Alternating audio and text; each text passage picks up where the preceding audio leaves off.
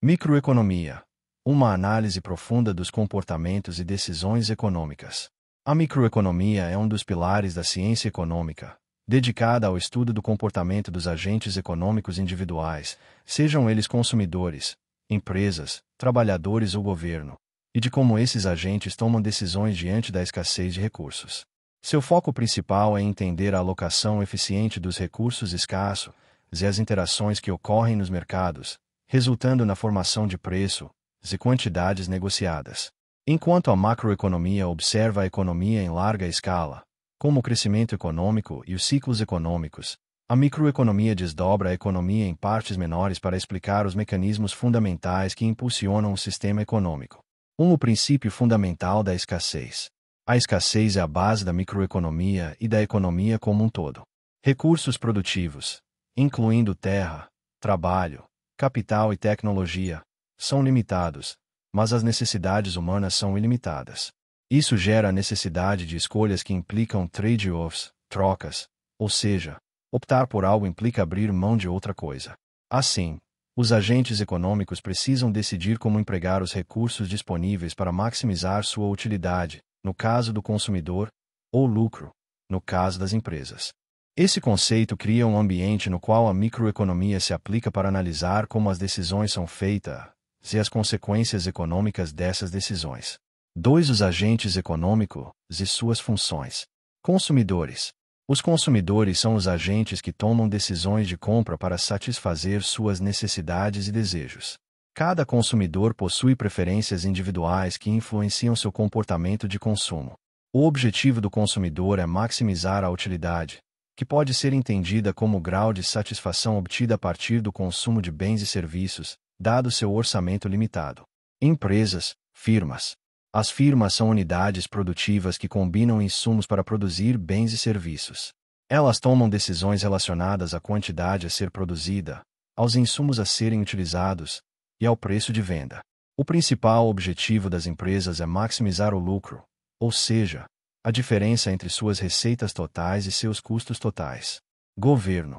Embora a microeconomia tradicionalmente foque nos consumidores e empresas, o governo tem um papel crucial, principalmente na regulação dos mercados, correção de falhas e provisão de bens públicos. 3. Teoria da demanda. Como e por que consumimos. 3.1 Curva de demanda e lei da demanda. A curva de demanda representa graficamente a relação inversa entre o preço de um bem e a quantidade que os consumidores desejam comprar, tudo o mais constante. Isso significa que, geralmente, quanto mais alto o preço, menor a quantidade demandada, e vice-versa. Esse comportamento é explicado pelo efeito substituição. Os consumidores substituem bens caros por alternativas mais baratas, e pelo efeito renda, aumento de preço reduzem o poder de compra. Determinantes da demanda. Além do preço, outros fatores influenciam a demanda. Renda do consumidor. Aumentos na renda normalmente aumentam a demanda por bens normais, mas reduzem para bens inferiores. Preferências. Mudanças nos gostos e tendências afetam a demanda. Preços de bens relacionados. Bens substitutos, manteiga e margarina, e bens complementares, carros e gasolina. Expectativas. Se os consumidores esperam alta de preço futuro, podem antecipar compras. Número de consumidores. Mais consumidores aumentam a demanda total. Elasticidade da demanda. A elasticidade é uma medida da sensibilidade da demanda a variações em fatores determinantes. Elasticidade preço da demanda. Se maior que 1, a demanda é elástica. Se menor que 1, inelástica. Elasticidade renda da demanda. Permite classificar bens em normais, inferiores ou de luxo. Elasticidade cruzada da demanda. Revela relações entre bens substitutos e complementares. Essa análise é crucial para empresas definirem estratégias de preço e para governos entenderem os impactos fiscais de impostos. 4. Teoria da oferta. Decisões do lado da produção. Curva de oferta e lei da oferta. A curva de oferta mostra a relação direta entre preço e quantidade ofertada. Quanto maior o preço, maior a quantidade que as empresas estão dispostas a produzir, pois a produção torna-se mais lucrativa. 4.2 Determinantes da oferta. Além do preço, a oferta é influenciada por custo de produção, matérias-primas, salários, energia, tecnologia. Avanços tecnológicos podem reduzir custos e aumentar a oferta. Número de vendedores. Mais produtores aumentam a oferta total. Expectativas. Expectativas de preços futuros podem levar produtores a estocar ou vender imediatamente. Políticas governamentais. Impostos, subsídios, regulamentações. 5. Equilíbrio de mercado e mecanismos de ajuste.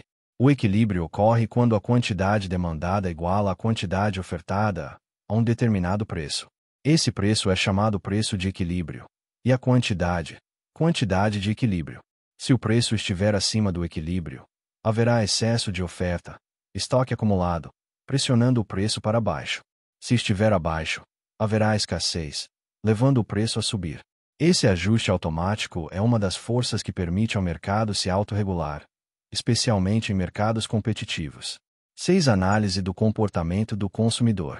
Utilidade e preferências. Os consumidores têm preferências que podem ser representadas por curvas de indiferença, que mostram combinações de bens que proporcionam o mesmo nível de satisfação. A teoria da utilidade marginal indica que a satisfação adicional diminui à medida que mais unidades de um bem são consumidas. Princípio da utilidade marginal decrescente. Restrição orçamentária. Os consumidores enfrentam uma restrição orçamentária que limita seu consumo total. O equilíbrio ocorre onde a curva de indiferença tangência a linha do orçamento, maximizando a utilidade dado o limite financeiro. Efeitos renda e substituição. Mudanças no preço de um bem geram dois efeitos. Efeito substituição. Mudança na quantidade demandada devido à alteração do preço relativo. Efeito renda. Mudança na demanda devido à alteração do poder de compra. 7. Teoria da firma e custos de produção. Função de produção. Representa a relação técnica entre insumos usados e a quantidade produzida. Ela geralmente apresenta retornos marginais decrescentes. Cada unidade adicional de insumo gera um aumento menor na produção. Custos de produção. Custos fixos. Custos que não variam com o nível de produção, aluguel. Custos variáveis. Custos que variam conforme a produção, matéria-prima. Custo total. Soma dos custos fixos e variáveis. Custo marginal. Custo de produzir uma unidade adicional. Fundamental para decisões de produção. Maximização do lucro. A empresa maximiza lucro onde o custo marginal iguala a receita marginal. O ganho com a venda da última unidade produzida. Essa regra é aplicável tanto em mercados competitivos quanto em situações de monopólio, ainda que com resultados diferentes. 8. Estruturas de mercado e suas implicações. Concorrência perfeita. Caracterizada por muitos compradores e vendedores, produtos homogêneos, transparência e livre entrada e saída. Nesse cenário, as empresas são tomadoras de preços, e o equilíbrio é eficiente em termos de alocação. 8. Monopólio. Um único vendedor domina o mercado, podendo fixar preços acima do custo marginal e restringir a produção para maximizar lucros, gerando ineficiências e perdas sociais. Falta de acesso para alguns consumidores.